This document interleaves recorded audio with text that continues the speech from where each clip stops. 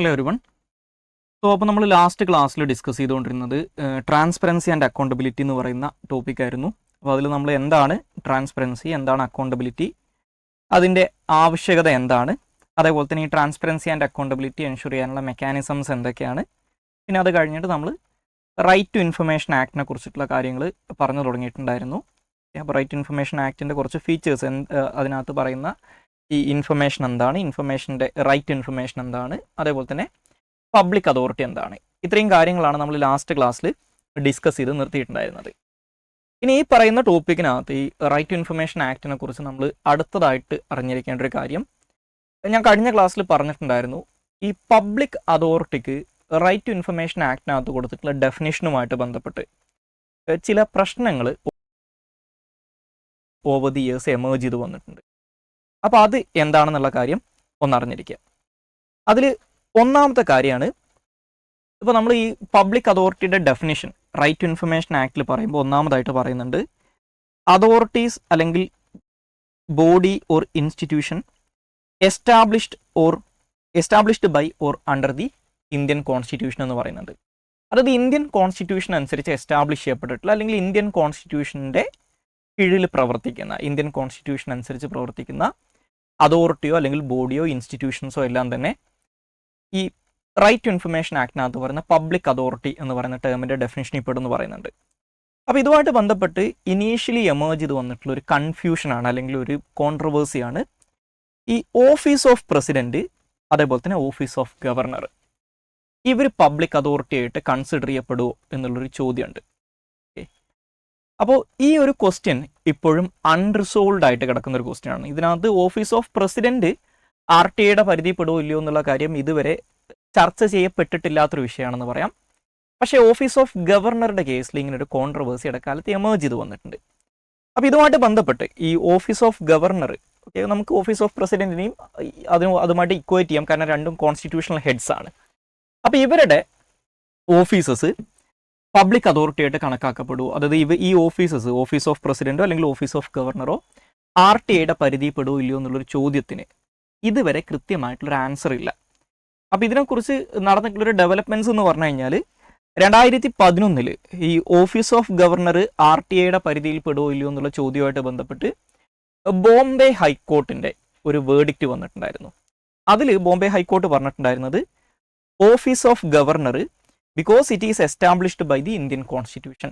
Okay, ഈ office of governor ഒരു ഭരണഘടനാ സ്ഥാപനമായതുകൊണ്ട് തന്നെ RTA പരിധിയിൽ പെടും. ഓക്കെ, അതൊരു പബ്ലിക് അതോറിറ്റി ആയിട്ട് കൺസിഡർ ചെയ്യപ്പെടും എന്നാണ് പറഞ്ഞിട്ടുണ്ടായിരുന്നത്. പക്ഷേ ഇതുമായിട്ട് ബന്ധപ്പെട്ട് ഈ കേസ് സുപ്രീം കോടതിയിൽ വന്നപ്പോൾ സുപ്രീം കോടതി അന്ന് പറഞ്ഞിട്ടുണ്ടായിരുന്നത്, ഈ ബോംബെ ഹൈക്കോർട്ടിൻ്റെ ഈ വേർഡിക്റ്റ് നമുക്ക് യൂണിഫോംലി അപ്ലൈ ചെയ്യാൻ പറ്റില്ല. അതായത് ഈ ഓഫീസ് ഓഫ് ഗവർണർ RTA പരിധിയിൽ പെടും എന്ന് നമുക്ക് എല്ലാ കേസിലും പറയാൻ പറ്റില്ല. അന്ന് ബോംബെ ഹൈക്കോർട്ടിന് മുന്നിൽ പരിഗണനാ വിഷയമായിട്ടിരുന്നിട്ടുണ്ടായിരുന്ന വിഷയത്തിൽ മാത്രമേ അത് RTA പരിധിയിൽ പെടുന്നതായിട്ട് കണക്കാക്കാൻ പറ്റൂ. Generally office of governor RTA പരിധിയിൽ പെടുമോ ഇല്ലയോ എന്നുള്ള കാര്യം ഒരു അപ്രോപ്രിയേറ്റ് കേസിൽ പിന്നീട് തീരുമാനിക്കും എന്നാണ് സുപ്രീം കോടതി പറഞ്ഞിട്ടുള്ളത്. So that means there is still no clarity with respect to the question whether the office of governor falls under RTA or not. Okay, ഇപ്പോഴും അതിനകത്തൊരു വ്യക്തതയില്ല എന്നുള്ള കാര്യം ഓർത്തിരിക്കുക. അപ്പോൾ ഇതൊരു എന്താ പറയുക, ഒരു ഐറോണിക്കൽ ആയിട്ടുള്ള അല്ലെങ്കിൽ ഒരു കോൺട്രഡിക്ടറി ആയിട്ടുള്ള പ്രശ്നമാണ്. കാരണം RTA ആക്ടിനകത്ത് വളരെ സ്പെസിഫിക് ആയിട്ട് പറയുന്നുണ്ട്, ഈ പറയുന്ന കോൺസ്റ്റിറ്റ്യൂഷൻ അനുസരിച്ച് പ്രവർത്തിക്കുന്ന അല്ലെങ്കിൽ കോൺസ്റ്റിറ്റ്യൂഷൻ അനുസരിച്ച് എസ്റ്റാബ്ലിഷ് ചെയ്യപ്പെട്ടിട്ടുള്ള എല്ലാ എൻറ്റിറ്റീസും ബോഡീസും അതോറിറ്റീസും പബ്ലിക് അതോറിറ്റി ആണെന്ന്. പക്ഷേ ഈ പറയുന്ന ഗവർണറുടെയും പ്രസിഡന്റിൻ്റെയും ഓഫീസിൻ്റെയും ഈ സ്വഭാവം കാരണം അവർ ജസ്റ്റ് കോൺസ്റ്റിറ്റ്യൂഷണൽ ഹെഡ്സ് ആണ്, അവരുടെ അടുത്ത് ആക്ച്വൽ പവേഴ്സ് ഒന്നും ഇല്ല എന്നുള്ളൊരു പ്രശ്നമുണ്ട്. അവരൊരു കോൺസ്റ്റിറ്റ്യൂഷണൽ ഹെഡ്സ് ആണെന്നുള്ളൊരു കാര്യം അവിടെ കിടക്കുന്നുണ്ട്. അതുകൊണ്ട് തന്നെ ഇവർ RTA പരിധി പെടുമോ ഇല്ലയോ എന്നുള്ള കാര്യം ഇപ്പോഴും ഒരു ക്വസ്റ്റ്യൻ മാർക്കാണെന്ന് മനസ്സിലാക്കുക. ഇതാണ് ഒന്നാമത്തെ ഇഷ്യൂ. രണ്ടാമത്തത് sports federations. Okay, sports federations എന്ന് പറഞ്ഞു കഴിഞ്ഞാൽ BCCI ഉൾപ്പെടെയുള്ള സ്പോർട്സ് ഫെഡറേഷൻസ് RTA പരിധി പെടുമോ ഇല്ലയോ എന്നുള്ളൊരു ചോദ്യമുണ്ട്. ഈ ചോദ്യം വരുന്നതിൻ്റെ ഒരു മെയിൻ റീസൺ എന്ന് പറഞ്ഞു കഴിഞ്ഞാൽ, ഇത് BCCIയുടെ കേസിലാണ് ഒരു കോൺട്രവേഴ്സി ആയിട്ട് ഇടക്കാലത്ത് എമേർജ് ചെയ്തിട്ടുണ്ടായിരുന്നത്. അതിനുള്ള കാരണം എന്താണെന്ന് വെച്ച് കഴിഞ്ഞാൽ, ഇപ്പോൾ നമ്മൾ ഈ RTAക്കകത്ത് പബ്ലിക് അതോറിറ്റിയുടെ ഡെഫിനിഷൻ പറയുന്ന സമയത്ത് നിങ്ങൾ നോക്കുക. ഓക്കെ, ഈ കോൺസ്റ്റിറ്റ്യൂഷൻ അനുസരിച്ച് എസ്റ്റാബ്ലിഷ് ചെയ്യപ്പെട്ടിട്ടുള്ള അല്ലെങ്കിൽ കോൺസ്റ്റിറ്റ്യൂഷൻ അനുസരിച്ച് പ്രവർത്തിക്കുന്ന സ്ഥാപനങ്ങൾ, ഇപ്പോൾ സ്പോർട്സ് ഫെഡറേഷൻസ് കോൺസ്റ്റിറ്റ്യൂഷണൽ ബോഡീസ് അല്ല, അപ്പോൾ അവർ ഈ കാറ്റഗറി പെടില്ല. ഇനി പാർലമെന്റ് പാസ്സാക്കിയിട്ടുള്ള നിയമങ്ങളുടെ അടിസ്ഥാനത്തിൽ എസ്റ്റാബ്ലിഷ് ചെയ്യപ്പെട്ടിട്ടുള്ള സ്ഥാപനങ്ങൾ statutory bodies, sports federations BCCI പോലത്തെ, ഇന്ത്യൻ ഫുട്ബോൾ ഫെഡറേഷൻ പോലത്തെ, റെസ്ലിംഗ് അസോസിയേഷൻ പോലുള്ള സ്പോർട്സ് ഫെഡറേഷൻസ് ഒന്നും സ്റ്റാറ്റ്യൂട്ടറി ബോഡീസ് അല്ല. സ്റ്റേറ്റ് ലെജിസ്ലേച്ചർ പാസ്സാക്കുന്ന നിയമങ്ങളുടെ അടിസ്ഥാനത്തിൽ വരുന്ന നിയമങ്ങൾ എഗെയിൻ സ്റ്റാറ്റ്യൂട്ടറി ബോഡീസ് അല്ല. പിന്നെ ഉള്ളത് ഗവൺമെന്റിന്റെ ഒരു നോട്ടിഫിക്കേഷന്റെ അടിസ്ഥാനത്തിൽ അല്ലെങ്കിൽ ഗവൺമെന്റ് എടുക്കുന്ന ഒരു ഓർഡറിന്റെ അടിസ്ഥാനത്തിൽ എസ്റ്റാബ്ലിഷ് ചെയ്യപ്പെട്ടിട്ടുള്ള ബോഡീസ്, ഇതൊന്നും അത്തരത്തിലുള്ള ബോഡീസ് അല്ല. ഓക്കെ. പിന്നെ body owned controlled or substantially financed. Okay. ഈ സ്പോർട്സ് ഫെഡറേഷൻസ് ഗവൺമെന്റ് കൺട്രോൾ ചെയ്യുന്നതോ ഗവൺമെന്റ് ഓൺ ചെയ്യുന്നതോ അല്ല, അത് ഓട്ടോണമസ് ആയിട്ടുള്ള ഇൻസ്റ്റിറ്റ്യൂഷൻസ് ആണ്. ഇനി അത് സബ്സ്റ്റാൻഷ്യലി സ്റ്റേറ്റ് ഫണ്ടഡ് ആണോ എന്ന് ചോദിച്ചു കഴിഞ്ഞാൽ അവിടെയും ഒരു പ്രശ്നമുണ്ട്. ഇപ്പം നിങ്ങൾ അത് എല്ലാ സ്പോർട്സ് ഫെഡറേഷൻസിന്റെ കേസിലും അപ്ലിക്കബിൾ അല്ല. ചില സ്പോർട്സ് ഫെഡറേഷൻസ് എല്ലാം തന്നെ ഗവൺമെന്റിന്റെ കയ്യിൽ നിന്ന് സാമ്പത്തിക സഹായം പറ്റുന്നുണ്ട്. പക്ഷേ ഇന്ത്യയിലെ ഏറ്റവും പവർഫുൾ ആയിട്ടുള്ള ഏറ്റവും പ്രധാനപ്പെട്ട ഒരു സ്പോർട്സ് ഫെഡറേഷനാണ് BCCI. ഓക്കെ. അപ്പോൾ ഞാൻ നേരത്തെ പറഞ്ഞു BCCIയുടെ കേസിലാണ് ഈ ഒരു കോൺട്രവേഴ്സി എമേർജ് ചെയ്ത് വന്നിട്ടുള്ളത്. സോ BCCIനെ RTIയുടെ പരിധിയിൽ പെടുത്താൻ പറ്റുമോ ഇല്ലയോ എന്നുള്ളൊരു ചോദ്യമുണ്ട്. അപ്പോൾ ഈ ചോദ്യം വരാനുള്ള കാരണം എന്താണെന്ന് വെച്ച് കഴിഞ്ഞാൽ നേരത്തെ പറഞ്ഞതുപോലെ ഇതൊരു സ്റ്റാറ്റ്യൂട്ടറി ബോഡി അല്ല, ഇതൊരു കോൺസ്റ്റിറ്റ്യൂഷണൽ ബോഡി അല്ല, ഇതൊരു ഗവൺമെന്റ് ഓർഡറിന്റെ അടിസ്ഥാനത്തിൽ എസ്റ്റാബ്ലിഷ് ചെയ്യപ്പെട്ടിട്ടുള്ളൊരു ബോഡിയല്ല. BCCI ഗവൺമെന്റ് കൺട്രോളിലോ ഗവൺമെന്റ് ഓണർഷിപ്പിലോ ഉള്ള ഒരു ബോഡിയല്ല. അതൊരു വളണ്ടിയർ ഓർഗനൈസേഷൻ ആണ്, അല്ലെങ്കിൽ ഒരു സൊസൈറ്റി ആയിട്ട് രജിസ്റ്റർ ചെയ്യപ്പെട്ടിട്ടുള്ള ഒരു സ്ഥാപനമാണ് BCCI. ഓക്കെ. ഇനി അതേസമയം പിന്നെ നമുക്ക് അവസാനത്തെ ഓപ്ഷൻ എന്ന് പറഞ്ഞു കഴിഞ്ഞാൽ substantially financed by the government എന്നുള്ളതാണ്. സോ BCCIനെ ഗവൺമെന്റ് ആണോ ഫിനാൻസ് ചെയ്യുന്നതെന്ന് വെച്ച് കഴിഞ്ഞാൽ അതുമല്ല. BCCI സെൽഫ് ഫണ്ടഡ് ആണ്. ഓക്കെ. ലോകത്തിലെ തന്നെ ഏറ്റവും അഫ്ലുവൻ്റ് ആയിട്ടുള്ള ഏറ്റവും റിച്ച് ആയിട്ടുള്ള ഫിനാൻഷ്യലി സെൽഫ് സസ്റ്റൈനബിൾ ആയിട്ടുള്ള ഒരു സ്പോർട്സ് ഫെഡറേഷനാണ് BCCI. BCCIക്ക് ഗവൺമെന്റിന്റെ കയ്യിൽ നിന്നുള്ള പണം അല്ലെങ്കിൽ ധനസഹായത്തിന്റെ ആവശ്യം തന്നെ ഇല്ല. അപ്പോൾ BCCI നമുക്ക് ഒരു പബ്ലിക് അതോറിറ്റി ആയിട്ട് കൺസിഡർ ചെയ്യാൻ പറ്റുമോ എന്ന് ചോദിച്ചു കഴിഞ്ഞാൽ ലിറ്ററലി പറ്റില്ല എന്നുള്ളതാണ് അതിൻ്റെ ഉത്തരം. Because they doesn't fit into the definition. പക്ഷെ അപ്പോഴും ഒരു പ്രശ്നമുണ്ട്. ഓക്കെ. ഈ BCCI ഈ പറഞ്ഞ നമ്മളൊരു ടെക്സ്റ്റ് ബുക്ക് ഡെഫിനിഷൻ വെച്ച് നോക്കിക്കഴിഞ്ഞാൽ പബ്ലിക് അതോറിറ്റി അല്ലെങ്കിലും BCCIക്ക് എങ്ങനെയാണ് വരുമാനം കിട്ടുന്നത് എന്ന് നോക്കുക. BCCIക്ക് വരുമാനം കിട്ടുന്നത് പ്രധാനമായിട്ടും അവർ കണ്ടക്ട് ചെയ്യുന്ന ക്രിക്കറ്റ് മാച്ചസിലൂടെയാണ്, അല്ലെങ്കിൽ ഈ BCCIയുടെ ക്രിക്കറ്റ് ടീം പങ്കെടുക്കുന്ന ക്രിക്കറ്റ് മത്സരങ്ങളിലൂടെ കിട്ടുന്ന വരുമാനമാണ്. ഓക്കെ. ടിക്കറ്റ് വിറ്റിട്ടും പരസ്യങ്ങളിലൂടെയും അല്ലാതെയൊക്കെ കിട്ടുന്ന വരുമാനമാണ്. അപ്പോൾ BCCIക്ക് എന്തുകൊണ്ട് ഈ വരുമാനം കിട്ടുന്നു? സോ അവിടെയാണ് ഇതിനകത്ത് ഒരു പ്രശ്നം കിടക്കുന്നത്. Because even the BCCI is not a government body, we are de facto accepted BCCI as the sole entity responsible for maintaining or responsible for fielding India's national cricket team. അതായത് BCCIക്കല്ലാതെ ഇന്ത്യയിലെ മറ്റൊരു എൻറ്റിറ്റിക്കും ഇന്ത്യയുടെ national ടീമിനെ, national cricket ടീമിനെ select ചെയ്യാനോ അവരെ മത്സരിപ്പിക്കാനുള്ള അവകാശമില്ല. So they have that monopoly. അതുകൊണ്ട് മാത്രമാണ് BCCIക്ക് ഇത്രയും വരുമാനം കിട്ടുന്നത്. സോ അതുകൊണ്ട് തന്നെ BCCI ഈ പറയുന്ന ഡെഫിനേഷൻ അനുസരിച്ച് പബ്ലിക് അതോറിറ്റിയുടെ പരിധിപ്പെടില്ലെങ്കിലും, okay, because of this nature, this monopolistic nature which is granted to the BCCI by the government, അതുകൊണ്ട് തന്നെ BCCIനെ പബ്ലിക് അതോറിറ്റി ആയിട്ട് കണക്കാക്കണം എന്ന് പറയുന്നവരുണ്ട്. പക്ഷേ BCCI ഹിസ്റ്റോറിക്കലി ഈ BCCIനെ RTIയുടെ പരിധി കൊണ്ടുവരുന്നതിന് ഒപ്പോസ് ചെയ്യുന്നതായിട്ട് നമുക്ക് കാണാൻ പറ്റും. പക്ഷേ ഇടക്കാലത്ത് സെൻട്രൽ ഇൻഫർമേഷൻ കമ്മീഷൻ ഇതുമായിട്ട് ബന്ധപ്പെട്ടുള്ള ഒരു പരാതി പരിഹരിക്കുന്ന സമയത്ത് BCCI RTIയുടെ പരിധിയിൽ പെടും എന്ന് പറഞ്ഞിട്ടുണ്ട്. ഓക്കെ. പക്ഷേ അതിനകത്ത് ഞാൻ നേരത്തെ പറഞ്ഞതുപോലെ BCCI ഇത് കംപ്ലൈ ചെയ്തിട്ടുള്ള ഇതുവരെ. പിന്നെ ഇതുമായിട്ട് ബന്ധപ്പെട്ട് ഇപ്പോൾ റീസെൻ്റ്ലി വന്നിട്ടുള്ള ഒരു ഡെവലപ്മെൻറ്റ് എന്ന് പറയുന്നത് ഇന്ത്യൻ പാർലമെൻറ്റ് കഴിഞ്ഞ വർഷം പാസ്സാക്കിയ നാഷണൽ സ്പോർട്സ് ഗവേണൻസ് ആക്ട് ആണ്. ഈ നിയമം അനുസരിച്ച്, അതായത് ഇന്ത്യയിലുള്ള സ്പോർട്സ് ഫെഡറേഷൻസിന് പൊതുവിൽ ബാധകമായിട്ടുള്ളൊരു അംബ്രല്ല ലോ ആണ് ഈ നാഷണൽ സ്പോർട്സ് ഗവേണൻസ് ആക്ട്. അപ്പോൾ ഈ നിയമത്തിൽ പറയുന്നൊരു കാര്യം, ഗവൺമെൻറ്റിൻ്റെ കയ്യിൽ നിന്ന് ഫിനാൻഷ്യൽ സപ്പോർട്ട് സ്വീകരിക്കുന്ന, ഈ ഗവൺമെൻറ് സബ്സ്റ്റാൻഷ്യലി ഫിനാൻസ് ചെയ്യുന്ന സ്ഥാപനങ്ങൾ മാത്രമേ ഈ പറയുന്ന പബ്ലിക് അതോറിറ്റി ആയിട്ട് കൺസിഡർ ചെയ്യപ്പെടുള്ളൂ. അതല്ലാത്ത, അതായത് അത്തരത്തിലുള്ള സ്പോർട്സ് ഫെഡറേഷൻസ് RTIയുടെ പരിധിപ്പെടുന്നു പറയുന്നുണ്ട്. അപ്പോൾ what about the others? BCCI പോലുള്ള കാര്യങ്ങൾ എന്താണ്? അപ്പോൾ എഗെയിൻ ഇപ്പോഴും ഇതൊരു ക്വസ്റ്റ്യൻ മാർക്കാണ്. അപ്പോൾ ചില ആളുകൾ, ചില അനലിസ്റ്റുകൾ പറയുന്നത് ഈ നാഷണൽ സ്പോർട്സ് ഗവേണൻസ് ആക്ട് വന്നതോട് കൂടിയിട്ട് BCCI എഫക്റ്റീവ്ലി RTIയുടെ പുറത്തായിട്ടുണ്ട് എന്നാണ്. RTI BCCIക്ക് അപ്ലിക്കബിൾ അല്ല എന്നാണ്. So that is still A question mark ഇതുമായിട്ട് ബന്ധപ്പെട്ട്. അതുകൊണ്ട് തന്നെ ഇനിയും നിങ്ങൾക്ക് കേസുകളും പ്രശ്നങ്ങളൊക്കെ വരുന്നത് കാണാൻ പറ്റും. ഓക്കെ, കാരണം ഇത് ഇപ്പോൾ കറൻ്റ്ലി റെലവൻ്റ് ആയിട്ടൊരു കാര്യമാണ്. അപ്പോൾ ഇതാണ് രണ്ടാമത്തെ പ്രശ്നം. ഇനി മൂന്നാമത്തെ പ്രശ്നം PPP പ്രൊജക്റ്റുകളാണ്. അതായത് പബ്ലിക് പ്രൈവറ്റ് പാർട്ട്ണർഷിപ്പിൽ വരുന്ന പ്രൊജക്റ്റുകൾ. ഇപ്പോൾ 1990s ഇന്ത്യയിലെ എക്കണോമിക് റിഫോംസിന് ശേഷം നിങ്ങൾക്ക് ഇന്ത്യയിൽ എല്ലാ മേഖലകളിലും ഇപ്പോൾ കാണാൻ പറ്റുന്ന ഒരു കാര്യമാണ് പബ്ലിക് പ്രൈവറ്റ് പാർട്ട്ണർഷിപ്പിൽ വരുന്ന പ്രൊജക്റ്റുകൾ. നമ്മൾ BOT പ്രൊജക്റ്റുകളൊക്കെ ഉണ്ടല്ലോ, ബിൽഡ് ഓൺ ആൻഡ് ട്രാൻസ്ഫർ പ്രൊജക്റ്റുകൾ, അല്ലെങ്കിൽ ബിൽഡ് ഓപ്പറേറ്റ് ആൻഡ് ട്രാൻസ്ഫർ പ്രൊജക്റ്റുകൾ. ഇതെല്ലാം തന്നെ ഇപ്പോൾ നമ്മൾ ഈ ടോൾ പിരിക്കുന്ന റോഡുകളൊക്കെ തന്നെ PPP പ്രൊജക്റ്റുകളാണ്. അപ്പോൾ ഈ PPP പ്രൊജക്റ്റുകൾ അത് പബ്ലിക് അതോറിറ്റി ആണോ എന്നുള്ളൊരു ചോദ്യമുണ്ട്. കാരണം PPP പ്രൊജക്റ്റുകൾ ഇതിൻ്റെ മിക്സാണ്. ഇതിനകത്ത് ഗവൺമെൻറ് എൻറ്റിറ്റീസും പാർട്ടിസിപ്പേറ്റ് ചെയ്യുന്നുണ്ട്, പ്രൈവറ്റ് സെക്ടറും പാർട്ടിസിപ്പേറ്റ് ചെയ്യുന്നുണ്ട്. അപ്പോൾ ഈ പ്രൊജക്റ്റുകൾ ഇതിനകത്ത് രണ്ട് കൂട്ടരും പാർട്ടിസിപ്പേറ്റ് ചെയ്യുന്നുണ്ട്. What about these projects? അത് പബ്ലിക് അതോറിറ്റിയുടെ പരിധിപ്പെടും. ഈ പ്രൊജക്റ്റുകളുമായിട്ട് ബന്ധപ്പെട്ടുള്ള ഡീറ്റെയിൽസ് RTIയുടെ പരിധിപ്പെടും എന്നുള്ളൊരു ചോദ്യമുണ്ട്. അപ്പോൾ ഇതുമായിട്ട് ബന്ധപ്പെട്ട് department of personnel and training 2013 ഇറക്കിയിട്ടുള്ളൊരു സർക്കുലർ ഉണ്ട്. ആ സർക്കുലറിൽ പറയുന്നത് PPP പ്രൊജക്റ്റുകൾ RTIയുടെ പരിധിയിൽ പെടും എന്നാണ്. പക്ഷേ ഇങ്ങനൊരു സർക്കുലർ ഉണ്ടെങ്കിലും ഈ സർക്കുലറിനൊരു ലിമിറ്റേഷൻ ഉണ്ട്. അതായത് ഈ PPP പ്രൊജക്റ്റുകളിൽ പാർട്ടിസിപ്പേറ്റ് ചെയ്യുന്ന പ്രൈവറ്റ് എൻറ്റിറ്റീസ് ഉണ്ടല്ലോ, ആ പ്രൈവറ്റ് എൻറ്റിറ്റീസിൻ്റെ കയ്യിൽ നിന്ന് ഒരു ഇൻഫർമേഷനും നിങ്ങൾക്ക് RTIയുടെ കീഴിൽ കിട്ടില്ല. അതിനുള്ള കാരണം ഈ RTI ഇംപ്ലിമെൻ്റ് ചെയ്യാനുള്ള മെക്കാനിസം, അതായത് പബ്ലിക് ഇൻഫർമേഷൻ ഓഫീസർ പോലുള്ള മെക്കാനിസംസ് ഈ പ്രൈവറ്റ് എൻറ്റിറ്റീസിൽ ഉണ്ടാവില്ല. സോ PPP പ്രൊജക്റ്റുകൾ നിലവിലെ അവസ്ഥയിൽ ടെക്നിക്കലി സ്പീക്കിംഗ് RTIയുടെ പരിധിയിൽ പെടുമെങ്കിലും ഈ PPP പ്രൊജക്റ്റുകളുമായിട്ട് ബന്ധപ്പെട്ടിട്ടുള്ള ഡീറ്റെയിൽസ് നമുക്ക് ഗവൺമെൻറ് എൻറ്റിറ്റീസിൽ നിന്ന് മാത്രമേ RTI അനുസരിച്ച് കിട്ടുള്ളൂ. ഇതിനകത്ത് പാർട്ടിസിപ്പേറ്റ് ചെയ്യുന്ന പ്രൈവറ്റ് കമ്പനീസിൻ്റെ കയ്യിൽ നിന്ന് RTI കിട്ടില്ല എന്ന് മനസ്സിലാക്കുക. അങ്ങനെ ഒരു പ്രാക്ടിക്കൽ ഡിഫിക്കൽട്ടി ഇവിടെ ഉണ്ട്. പിന്നെ അതേപോലെ തന്നെയുള്ളൊരു ചോദ്യമാണ് ജുഡീഷ്യറിയുടെ കേസ് എന്താണ്. ഇപ്പോൾ എല്ലാത്തിലുള്ളൊരു പ്രശ്നമാണിത്.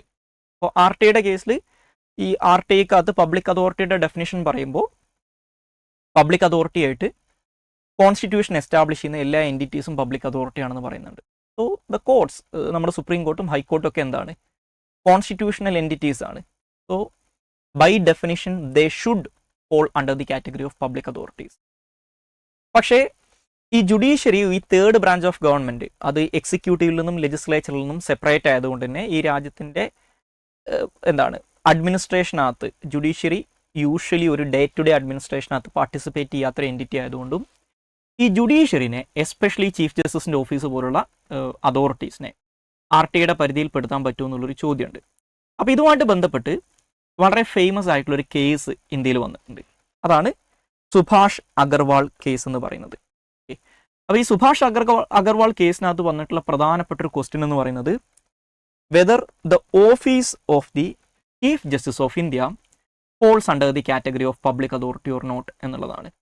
അതായത് ചീഫ് ജസ്റ്റിസ് ഓഫ് ഇന്ത്യയുടെ ഓഫീസ് പബ്ലിക് അതോറിറ്റി ആയിട്ട് കൺസിഡർ ചെയ്യപ്പെടുമോ? അപ്പോൾ ഇതിൻ്റെ ഉത്തരം യെസ് ആണെങ്കിൽ, ഓക്കെ, അപ്പോൾ ചീഫ് ജസ്റ്റിസിൻ്റെ ഓഫീസ് പബ്ലിക് അതോറിറ്റി ആയിട്ട് കൺസിഡർ ചെയ്യപ്പെടും എന്നാണ് പറയുന്നതെങ്കിൽ സോ ഓട്ടോമാറ്റിക്കലി എന്ത് പറ്റും? ചീഫ് ജസ്റ്റിസിൻ്റെ ഓഫീസ് RTIയുടെ പരിധിയിൽപ്പെടും. ഓക്കെ, ഇനി നോ ആണെങ്കിലോ ചീഫ് ജസ്റ്റിസിൻ്റെ ഓഫീസ് RTIയുടെ പരിധിയിൽ പെടില്ല. അപ്പോൾ ഈ കേസ് ഡൽഹി ഹൈക്കോർട്ടിൽ നിന്നൊക്കെയാണ് പിന്നീട് സുപ്രീം കോടതിയിലേക്ക് എത്തുന്നത്. സോ സുപ്രീം കോടതി 2019 ഈ കേസിൻ്റെ വിധി പറയുന്നത്. അന്ന് സുപ്രീം കോടതി പറഞ്ഞത് the chief justice office will fall under the category of public authority എന്നാണ്. ദാറ്റ് മീൻസ് ചീഫ് ജസ്റ്റിസിൻ്റെ ഓഫീസ് RTIയുടെ പരിധിയിൽ പെടും. ഓക്കെ, പക്ഷേ ഇതിനൊരു കണ്ടീഷൻ ഉണ്ട്. ചീഫ് ജസ്റ്റിസിൻ്റെ ഓഫീസ് RTIയുടെ പരിധിയിൽപ്പെടും. സോ ഈ ചീഫ് ജസ്റ്റിസുമായിട്ട് ബന്ധപ്പെട്ട് വരുന്ന ഒരു കാര്യമാണ് നമ്മുടെ കൊളീജിയം എന്ന് പറയുന്നത്. നിങ്ങൾ പൊളിറ്റി പഠിച്ചപ്പോൾ ഈ സുപ്രീം കോർട്ടിലെ കൊളീജിയം സിസ്റ്റത്തെക്കുറിച്ച് പഠിച്ചിട്ടുണ്ടാവും. സോ ചീഫ് ജസ്റ്റിസിൻ്റെ ഓഫീസ് RTIയുടെ പരിധിയിൽ പെടുമെങ്കിലും കൊളീജിയം RTIയുടെ പരിധിയിൽ പെടില്ല എന്നാണ് പറഞ്ഞിട്ടുള്ളത്. സോ ദാറ്റ് മീൻസ് ഇപ്പോൾ ചീഫ് ജസ്റ്റിസിൻ്റെ ഓഫീസിനകത്ത് RTI അപ്ലിക്കബിൾ ആണ്, നിങ്ങൾക്ക് അവിടെ RTI ഫയൽ ചെയ്യാം, അവർ ഇൻഫർമേഷൻ ഷെയർ ചെയ്യും. പക്ഷേ കൊളീജിയവുമായിട്ട് ബന്ധപ്പെട്ടിട്ടുള്ള കാര്യങ്ങളിൽ RTI ആപ്ലിക്കബിൾ അല്ല. ദാറ്റ് മീൻസ് കൊളീജിയത്തിനകത്ത് നടക്കുന്ന ഡിസ്കഷൻസ്, കൊളീജിയം മീറ്റിങ്ങിൻ്റെ മിനിറ്റ്സ്, കൊളീജിയം മീറ്റിങ്ങിനകത്ത് മെമ്പേഴ്സ് പറഞ്ഞിട്ടുള്ള ഒപ്പീനിയൻസ്, അവരെന്തിൻ്റെ അടിസ്ഥാനത്തിലാണ് ആ തീരുമാനത്തിലെത്തിയത്, ഈ കാര്യങ്ങളൊന്നും തന്നെ കൊളീജിയത്തിന് ആപ്ലിക്കബിൾ അല്ല. സോ ഞാൻ നേരത്തെ നമ്മളിപ്പോൾ ഈ ഒരു ടോപ്പിക്കിൻ്റെ തുടക്കത്തിൽ ട്രാൻസ്പെറൻസിയെക്കുറിച്ച് പറഞ്ഞ സമയത്ത് പറഞ്ഞിട്ടുണ്ടായിരുന്നു, without transparency you cannot ensure accountability. അപ്പോൾ നമ്മുടെ ഇന്ത്യൻ ജുഡീഷ്യറി നേരിടുന്ന ഏറ്റവും വലിയ ക്രിറ്റിസിസംസിലൊന്നാണ് the lack of transparency and as an extension of that the lack of accountability. കാരണം ഈ ജുഡീഷ്യറിക്കകത്ത് ട്രാൻസ്പെറൻസിയുടെ എലമെൻറ്റ്സ് കുറവാണ്, especially with respect to the decisions made by the collegium about the appointment of judges. കാരണം കൊളീജിയമാണ് ജഡ്ജിമാരുടെ അപ്പോയിൻമെൻറ്റ് റെക്കമെൻഡ് ചെയ്യുന്നത്, അവരാണ് ജഡ്ജിമാരുടെ transfer, ഹൈക്കോടതി ജഡ്ജിമാരുടെയൊക്കെ ട്രാൻസ്ഫറും റെക്കമെൻഡ് ചെയ്യുന്നത്. പക്ഷേ ആ പ്രധാനപ്പെട്ട ഡിസിഷൻ എന്തിൻ്റെ അടിസ്ഥാനത്തിലാണ് അവരെടുക്കുന്നത്, എങ്ങനെയാണ് അവർ ആ തീരുമാനത്തിലേക്ക് എത്തുന്നത്, ഇതൊന്നും തന്നെ ഈ പറയുന്ന RTA പരിധിപ്പെടില്ല. അതിനകത്ത് ട്രാൻസ്പെറൻസി ഇല്ല. അതുകൊണ്ടാണ് ഇപ്പോൾ നിങ്ങൾ പൊളിറ്റിയിൽ ഈ ജഡ്ജിമാരുടെ അപ്പോയിൻമെൻറ്റിനെ കുറിച്ച് പഠിച്ച സമയത്ത് മേ ബി ഒരു NJACയെ കുറിച്ചൊക്കെ പഠിച്ചിട്ടുണ്ടാവും, നാഷണൽ ജുഡീഷ്യൽ അപ്പോയിൻമെൻറ്റ് കമ്മീഷനെ കുറിച്ചൊക്കെ. അത്തരത്തിലുള്ള മെഷേഴ്സൊക്കെ അല്ലെങ്കിൽ അത്തരത്തിലുള്ള റിഫോംസൊക്കെ ഗവൺമെൻറ് കൊണ്ടുവരാനുള്ള കാരണങ്ങളിൽ ഒന്നെന്ന് പറയുന്നത് because of the lakh of transparency in collegium system. അപ്പോൾ അവർക്ക് ഇപ്പോഴും RTA അപ്ലിക്കബിൾ അല്ല എന്ന് മനസ്സിലാക്കുക. പിന്നെയുള്ള മറ്റൊരു ഇഷ്യൂ ആണ് പൊളിറ്റിക്കൽ പാർട്ടീസ്. അപ്പോൾ ഇതുമായിട്ട് ബന്ധപ്പെട്ടിട്ടുള്ള ഏറ്റവും ഡിബേറ്റഡ് ആയിട്ടുള്ളൊരു ഇഷ്യൂ ആണ് പൊളിറ്റിക്കൽ പാർട്ടീസ്. അതായത് രാഷ്ട്രീയ പാർട്ടികളെ നമുക്ക് പബ്ലിക് അതോറിറ്റി ആയിട്ട് കണക്കാക്കാൻ പറ്റുമോ, പൊളിറ്റിക്കൽ പാർട്ടീസ് RTA പരിധിയിൽപ്പെടുത്താവോ എന്നുള്ളൊരു ചോദ്യം. അപ്പോൾ അതിനകത്തുള്ള ഈ ക്വസ്റ്റ്യൻ വരാനുള്ള കാരണം എന്താണെന്ന് വെച്ച് കഴിഞ്ഞാൽ, ഇപ്പോൾ പൊളിറ്റിക്കൽ പാർട്ടി പബ്ലിക് അതോറിറ്റി ആണെന്ന് വെച്ച് കഴിഞ്ഞാൽ നമ്മൾ നേരത്തെ സ്പോർട്സ് അതോറിറ്റിയുടെ കേസ് പറഞ്ഞ പോലെ തന്നെയാണ്. പൊളിറ്റിക്കൽ പാർട്ടീസ് കോൺസ്റ്റിറ്റ്യൂഷണൽ ബോഡിയല്ല, സ്റ്റാറ്റ്യൂട്ടറി ബോഡിയല്ല, ഗവൺമെൻറ് ബോഡിയല്ല, ഗവൺമെൻറ് ഓൺ ചെയ്യുകയോ കൺട്രോൾ ചെയ്യുകയോ സബ്സ്റ്റാൻഷ്യലി ഫിനാൻസ് ചെയ്യുകയോ ചെയ്യുന്ന ബോഡിയും അല്ല. ഓക്കെ, പൊളിറ്റിക്കൽ പാർട്ടീസ് മെയിൻലി പ്രവർത്തിക്കുന്നത് വളണ്ടറി കോൺട്രിബ്യൂഷൻസ് വെച്ചിട്ടാണ്. പിന്നെ എന്തിനാണ് ഈ പൊളിറ്റിക്കൽ പാർട്ടീസ് പബ്ലിക് അതോറിറ്റി ആണോ ഇല്ലയോ എന്നുള്ളൊരു ചോദ്യം വരുന്നത് എന്ന് ചോദിച്ചാൽ അതിനുള്ള കാരണം, ഓക്കെ, ഈ പൊളിറ്റിക്കൽ പാർട്ടീസിന് ഗവൺമെൻറ്റിൻ്റെ അടുത്ത് നിന്ന് ചില ബെനഫിറ്റ്സ് കിട്ടുന്നുണ്ട്. അത് ഡയറക്റ്റ് ആയിട്ടുള്ള ഫിനാൻഷ്യൽ ബെനിഫിറ്റ്സ് അല്ല, പക്ഷേ നമുക്ക് ഫിനാൻഷ്യലി മെഷർ ചെയ്യാൻ പറ്റുന്ന ചില ബെനിഫിറ്റ്സ് പൊളിറ്റിക്കൽ പാർട്ടീസിന് ഗവൺമെൻറ്റിൻ്റെ അടുത്തുനിന്ന് കിട്ടുന്നുണ്ട്. ഇപ്പോൾ ഫോർ എക്സാമ്പിൾ പറഞ്ഞു കഴിഞ്ഞാൽ political parties are exempted from income tax act. അവർ ഇൻകം ടാക്സ് അടക്കണ്ട, പൊളിറ്റിക്കൽ പാർട്ടീസിന് കിട്ടുന്ന വരുമാനത്തിന് അവർ ടാക്സ് അടക്കണ്ട. സോ അവർക്ക് ഈ ടാക്സ് അടക്കേണ്ടാത്തതിലൂടെ, ടാക്സ് അവോയ്ഡ് ചെയ്യുന്നതിലൂടെ അവർക്ക് കിട്ടുന്ന അഡീഷണൽ ആയിട്ടുള്ള ഈ റവന്യൂ നമുക്ക് മെഷർ ചെയ്യാൻ പറ്റും. ഇപ്പോൾ ഒരു 100 കോടി ഒരു പൊളിറ്റിക്കൽ പാർട്ടിക്ക് വരുമാനമുണ്ട്, 10% ടാക്സ് നോക്കുക, അങ്ങനെയാണെങ്കിൽ 10 കോടി അവർ ടാക്സ് അടക്കണം. അപ്പോൾ അത് കൊടുക്കണ്ടെന്ന് പറഞ്ഞു കഴിഞ്ഞാൽ they are making 10 crore rupees. Okay, അത് മെഷറബിൾ ആണ്.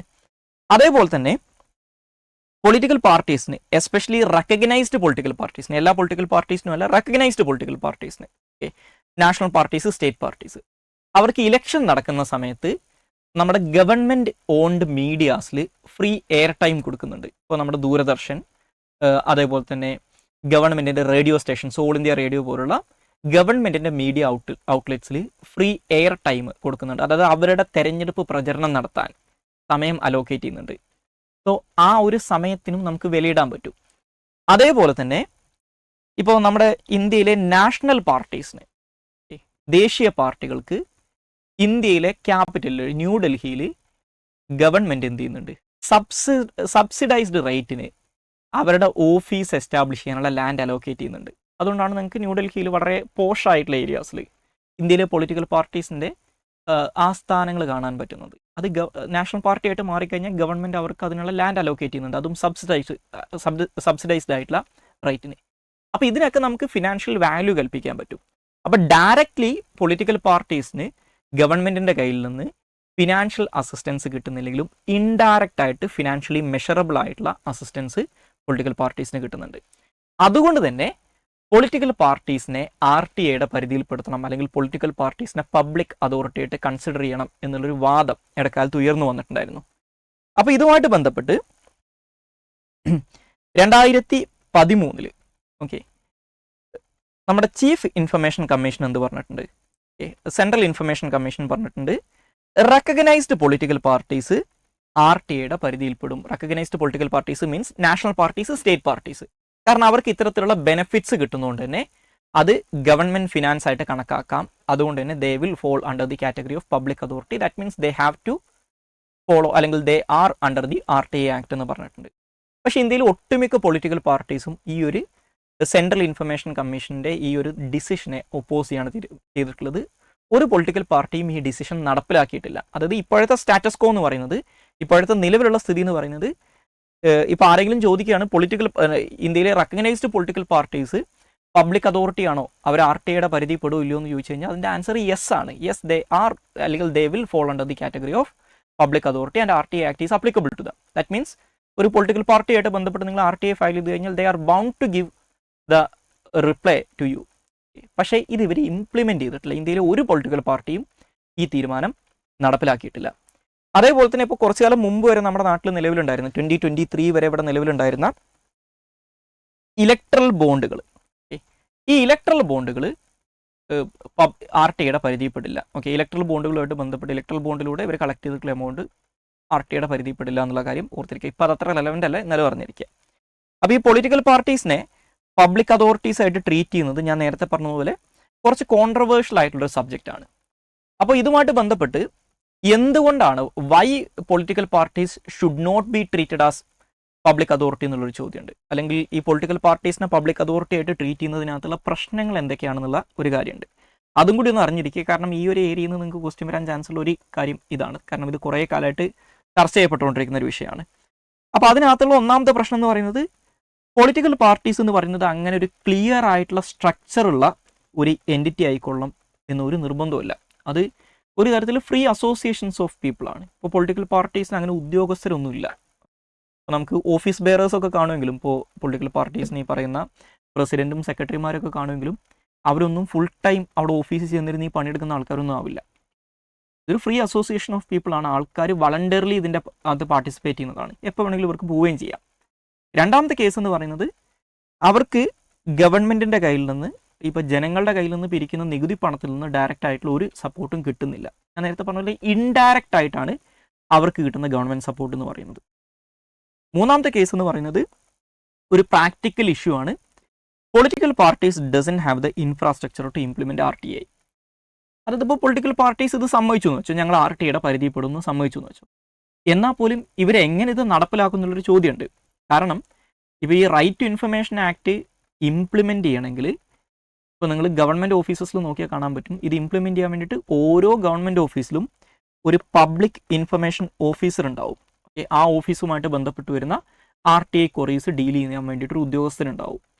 ഈ പൊളിറ്റിക്കൽ പാർട്ടീസിനകത്ത് അങ്ങനെ ആരെ ഇരുത്തും? ഇപ്പോൾ ഒരു പൊളിറ്റിക്കൽ പാർട്ടിയുടെ എല്ലാ ഓഫീസിലും ഇങ്ങനെ ഓരോ ഒഫീഷ്യൽസിനെ അവർക്ക് അപ്പോയിൻറ്റ് ചെയ്യാൻ പറ്റും. ഞാൻ നേരത്തെ പറഞ്ഞത് ഇതൊരു ഫ്രീ അസോസിയേഷൻ ഓഫ് പീപ്പിൾ ആണ്.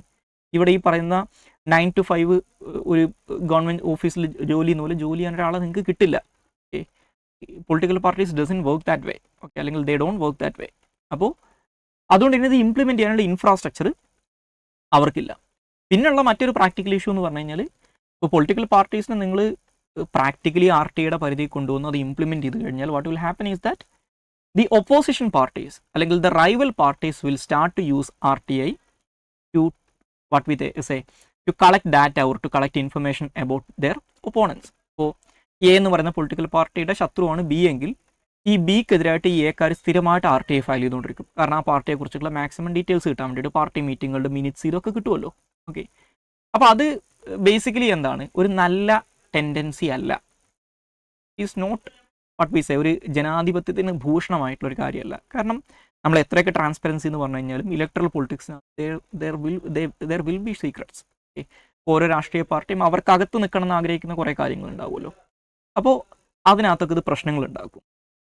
അപ്പോൾ അതുകൊണ്ട് തന്നെ ഇതൊരു തരത്തിൽ പരസ്പരം ഈ പൊളിറ്റിക്കൽ വെൻഡേറ്റ തീർക്കാനും പൊളിറ്റിക്കൽ പർപ്പസുകൾ മീറ്റ് ചെയ്യുന്ന അല്ലെങ്കിൽ പൊളിറ്റിക്കൽ ഒബ്ജക്റ്റീവ്സ് അച്ചീവ് ചെയ്യുന്നതിന് വേണ്ടി മാത്രമായിട്ടുള്ളൊരു ടൂളായിട്ട് യൂസ് ചെയ്യാനുള്ള ചാൻസ് ഉണ്ട്.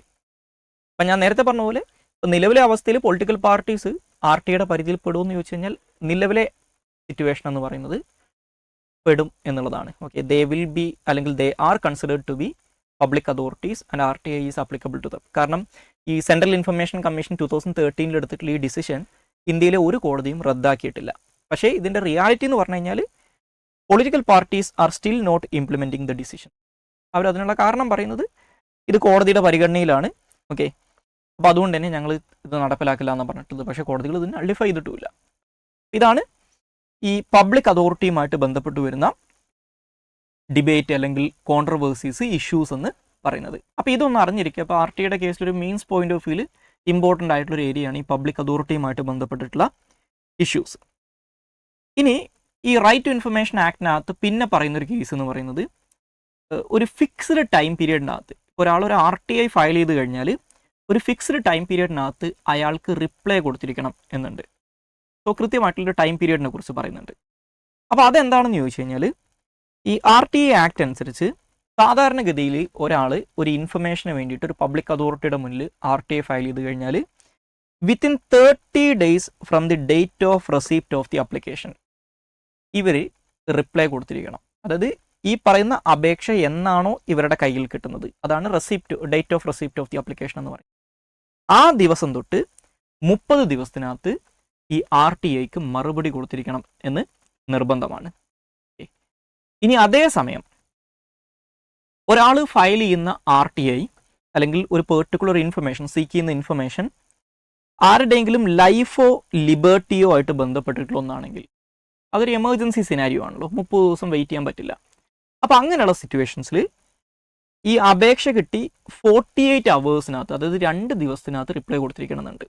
ഇപ്പോൾ നോർമൽ സർക്കംസ്റ്റാൻസസിൽ 30 days ആണ് ടൈം പീരീഡ്.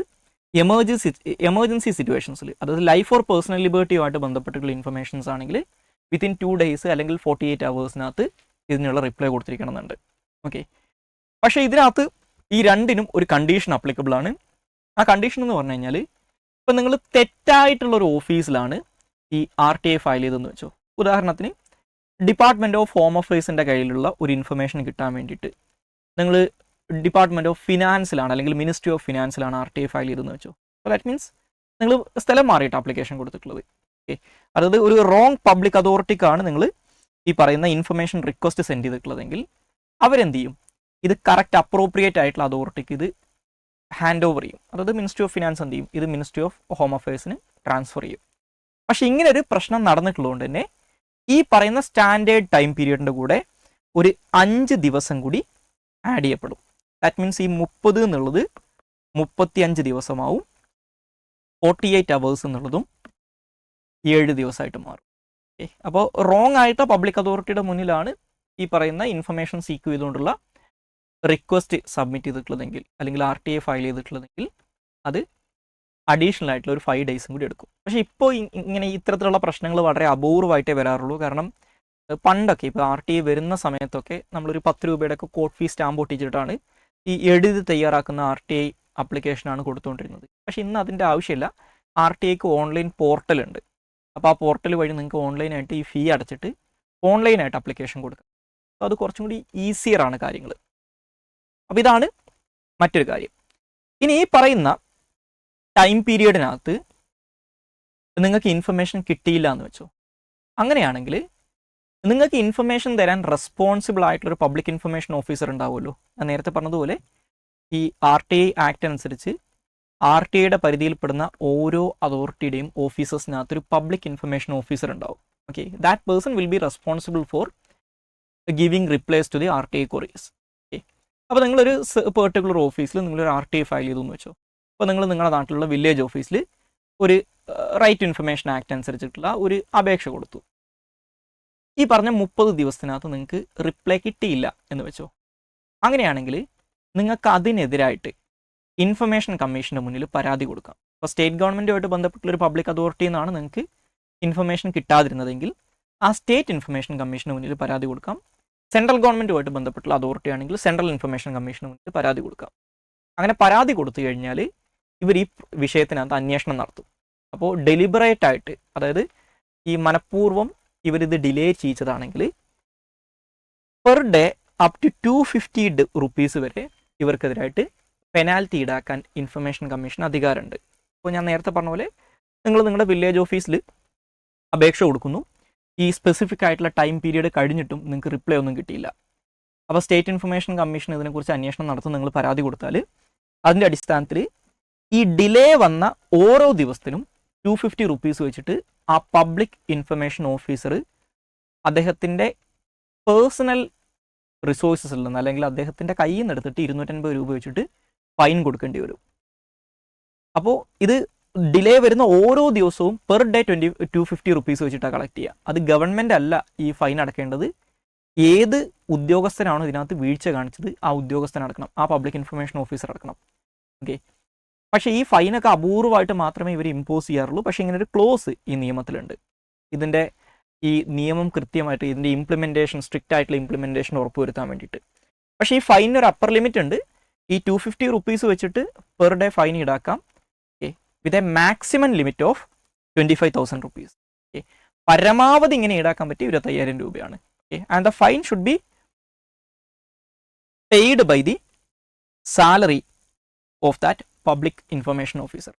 അത് ആ പബ്ലിക് ഇൻഫർമേഷൻ ഓഫീസറുടെ സാലറിയിൽ നിന്നാണ് ആ ഫൈന് ഈടാക്കുക. ഓക്കെ, അത് ഗവൺമെൻറ് ഡിപ്പാർട്ട്മെൻറ്റ് അല്ല, അല്ലെങ്കിൽ പബ്ലിക് അതോറിറ്റി അല്ല അത് പേ ചെയ്യുന്നത്, ആ റെസ്പോൺസിബിൾ ആയിട്ടുള്ള ഉദ്യോഗസ്ഥൻ കൊടുക്കണം എന്നാണ് പറയുന്നത്.